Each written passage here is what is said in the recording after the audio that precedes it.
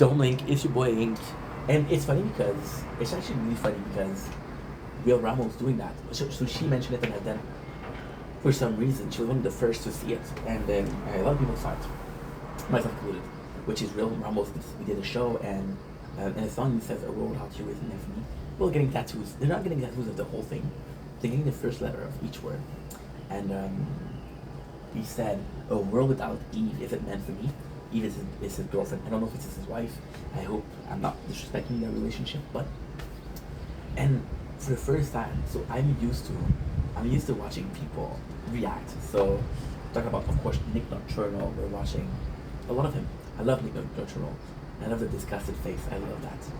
It's the reason why I started listening to Eskimo Cowboy, which is still a very good band.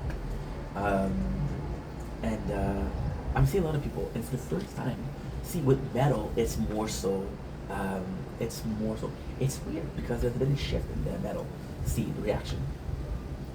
At first, it's like, well, it's how good solo is, or how good streaming is, or how good it is, right? And then it became shrinks, or psychologists, or voice coach who would react to metal. And that kind of legitimized a little bit. Feel like this is really talented. There's this girl, I don't know her fucking name. I don't know her fucking name, and I don't mean to disrespect. I only have love for her. I don't know her, but I only have love. And it sucks because she had a channel. She had a channel for a while. And most of the content are book talk. And then she posted one video of her husband in the shower singing Kesha. What was the song? Die Young. I think it was Die Young. No, it wasn't that. It was, yeah. Your love is just no. Love is my drug. Maybe I need some rehab. Maybe I just need some sleep. I got a sick obsession unseen in my dream. What you got, boy? What you got? Think about it all the time. I just like to sing with Kesha, although I could. Fucking great ice cream. So coming back to our sheep, or our will, for the first time ever, people were like, dude, this is so fucking romantic. And Will, very good singer, scream extremely nice. I don't know a lot of people that could scream for as long as he does. I don't know a lot of people could say guttural that much. Just very clean vocal, even when it's screaming. And for the first time in a while, I think it's kind of refreshing. You have cool riff, awesome. You are able to sing a shit ton of talent, awesome. You're being sweet in a song that's not supposed to be sweet. It's even better. No, the song Pain Remain has always been a love song, but it's about losing a loved one. You know, and what about Eve? For just saying that, people start respecting that, and a lot of people are respecting it and say, "Yo, this guy isn't cheap. This guy put the bar, the standard of a romantic relationship in there." And I want you guys to tell me, when was the last time you actually saw something that's so romantic? And for the first time in that long of time, if it was 6 months ago, it was 6 months ago. If it was 10 years ago, it was 10 years ago. You know? I think the last time that I saw people rejecting that was Red Hot Chili Pepper. That was before YouTube, by the way. So yeah, so just the fact that people were reacting to that and realizing just how good it is, and the fact that you said a woman on a heat is super sweet. But I think that the sweetest thing that we saw was a lot of people were like, see there's fucking emotion there. It's not only streaming, there's emotion there. And I loved it. So shout out to Will. He did something good for the community. I'm not saying that I'm part of the community, I don't have this privilege, but so this with somebody, somewhere, did hella good. And I think that because somebody somewhere did hella good, we have to give him a couple of well-deserved claps. Good job, bro. And love you guys, take it easy. And let's applaud, let's embrace this. See, I'm following the verse true and true. I'm gonna tattoo of them, Juggy's Museum. And I adore Ronnie. I think it's funny. I think he's hella entertaining. I think it's hella funny. But he's one of the most like popular artists in the scene, in my opinion. And there's so much drama. Who are my other idols? A Day to Remember. I never hear of the guy.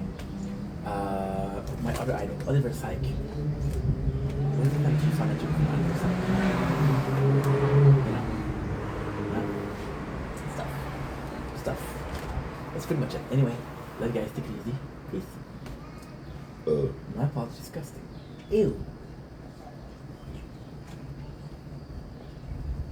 Don't blink, it's your brain. Welcome to our show. Doing well because I had a wonderful day on this 28th June 2025. Today we're talking about Gundam, and now I'm excited for Gundam. There's some huge changes for Gundam. How many times can I say Gundam before you get tired of me? 2 more times? Okay. Gundam. You can switch video. Just kidding, of course. So a lot of things are super interesting. I made a mistake. So in my book, Gundam Recollection, Gundam Seed was the first of 2. Recollection was another series. No, it's the same thing. It's only story. There's no battle. So I don't know when I'm going to be watching it. Instead, we chose the second one, which is a new translation. And so far, I gotta say, I'm so in love with it. I'm tired of repeating myself and saying that Archer Amuro Ray wasn't my favorite character. The first series wasn't my favorite series. Maybe they didn't do it justice in the game.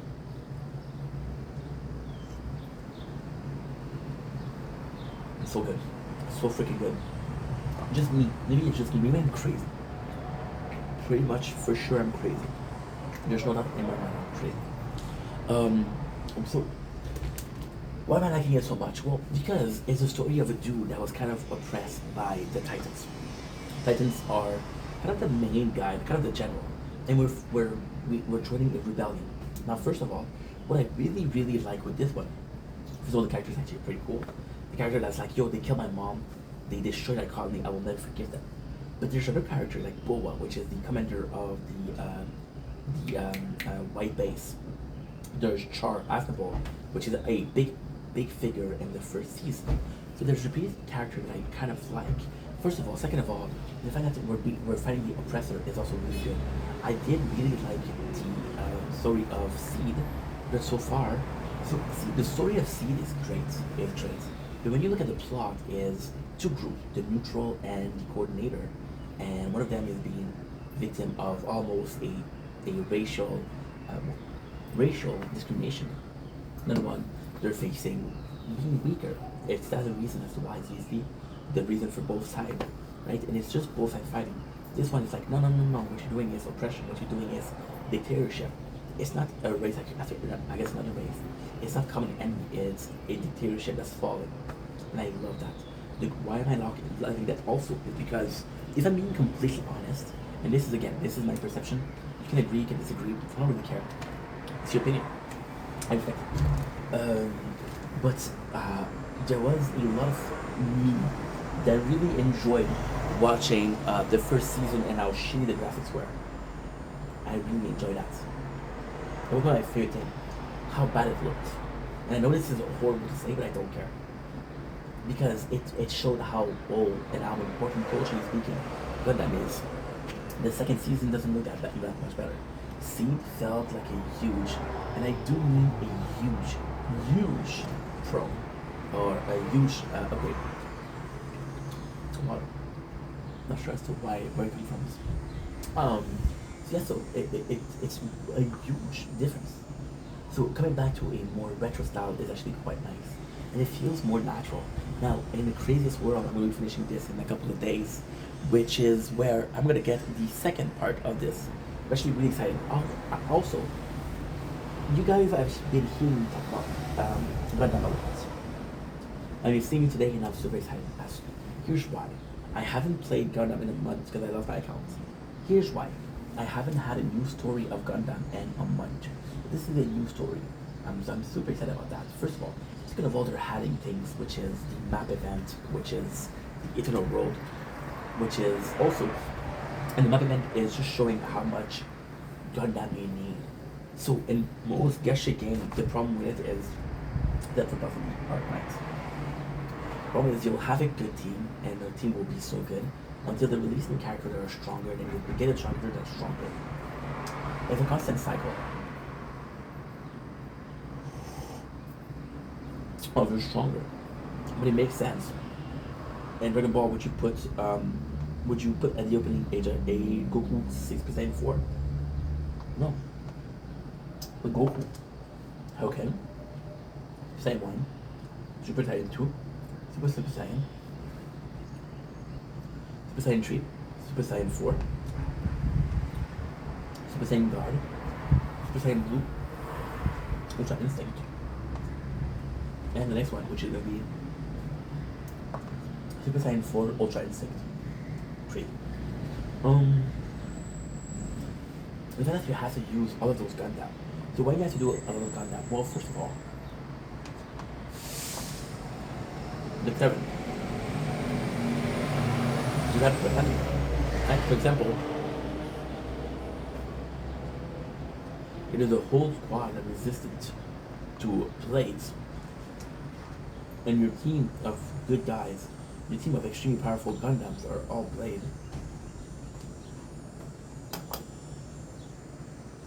You're done.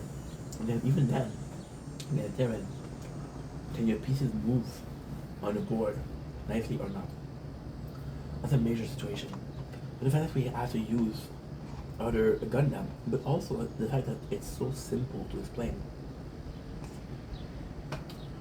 The chef kisses.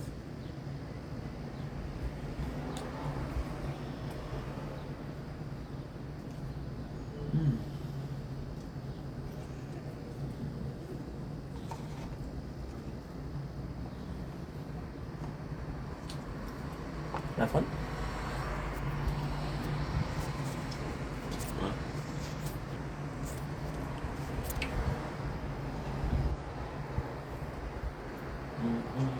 Oh fuck.